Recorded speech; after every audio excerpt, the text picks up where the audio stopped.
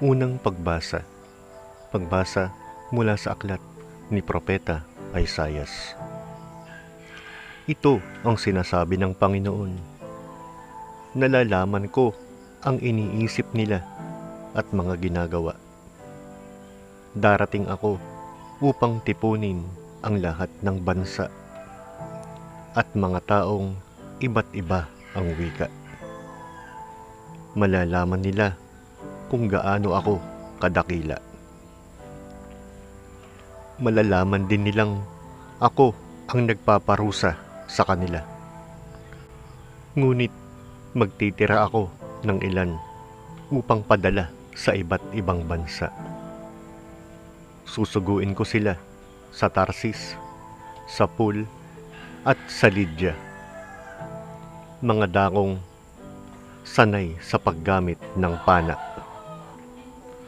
Magsusugo rin ako sa Tubal at Javan at sa mga baybaying hindi pa ako nababalita sa aking kabantugan.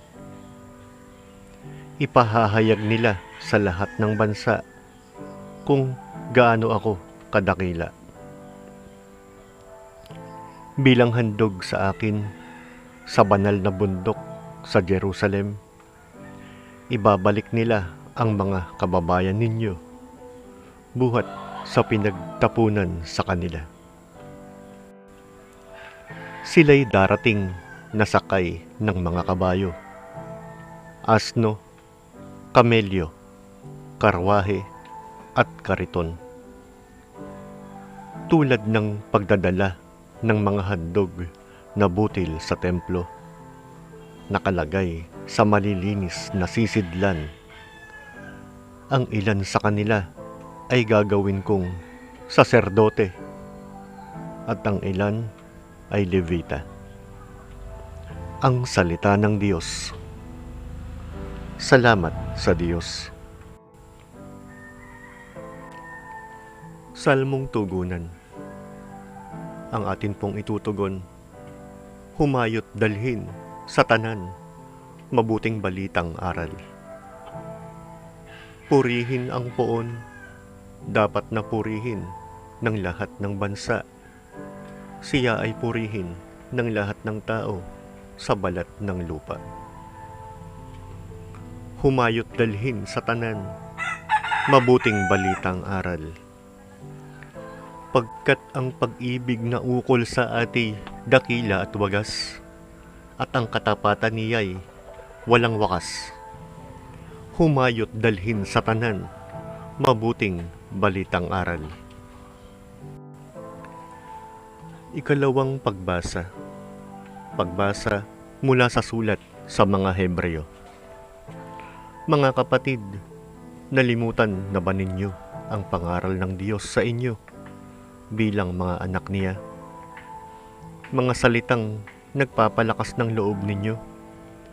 Anak, huwag kang magwalang bahala kapag itinutuwid ka ng Panginoon, at huwag panghinaan ng loob kapag ikaw ay pinarurusahan niya. Sapagkat pinarurusahan ng Panginoon ang mga iniibig niya at pinapalo ang itinuturing niyang anak. Tiisin ninyo ang lahat bilang pagtutuwid ng isang ama, sapagkat ito'y nagpapakilalang kayo'y inaari ng Diyos na kanyang mga anak. Sinong anak ang hindi itinuwid ng kanyang ama? Habang tayo'y itinutuwid, hindi tayo natutuwa, kundi naghihinagpis. Ngunit pagkaraan niyon, lalasap tayo ng kapayapaang bunga ng matuwid na pamumuhay. Kaya't palakasin ninyo ang inyong lupaypay na katawan at tipunin ang nalalabi pang lakas. Lumakad kayo sa daang matuwid upang hindi tuluyang mapilay, kundi gumaling ang paang nalinsad. Ang salita ng Diyos. Salamat sa Diyos. Alleluia. Alleluia, Alleluia. Ikaw, O Kristo, ang daan, ang katotohanan at buhay patungo sa Amang mahal. Alleluia, Alleluia. Ang mabuting balita ng Panginoon ayon kay San Lucas. Papuri sa iyo, O Panginoon. Noong panahong iyon, nagpatuloy si Jesus sa kanyang paglalakbay.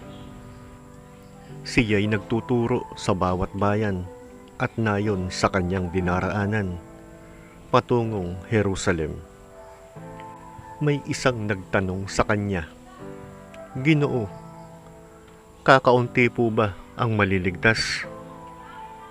Sabi niya, "Pagsikapan ninyong pumasok sa makipot na pintuan. Sinasabi ko sa inyo, marami ang magpipilit na pumasok, ngunit hindi makapapasok. Kapag ang pinto'y isinara na ng puno ng sambahayan, magtitiis kayong nakatayo sa labas at katok ng katok. Sasabihin ninyo, Panginoon, papasukin po ninyo kami." Sasagutin niya kayo, "Hindi ko alam kung taga saan kayo."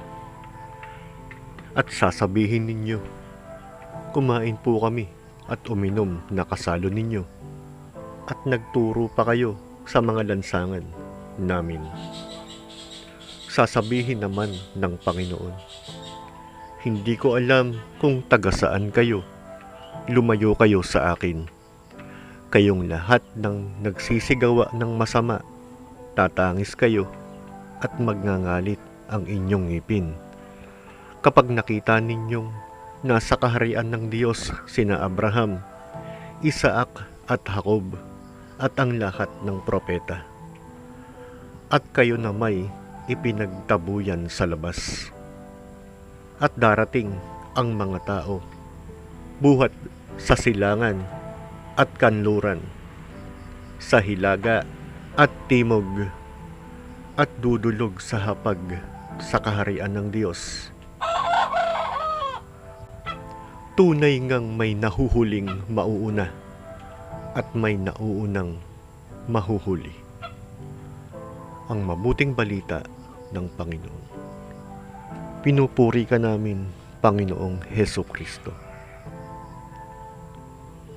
Sa ngalan ng Ama, ng Anak, at ng Espiritu Santo. Amen.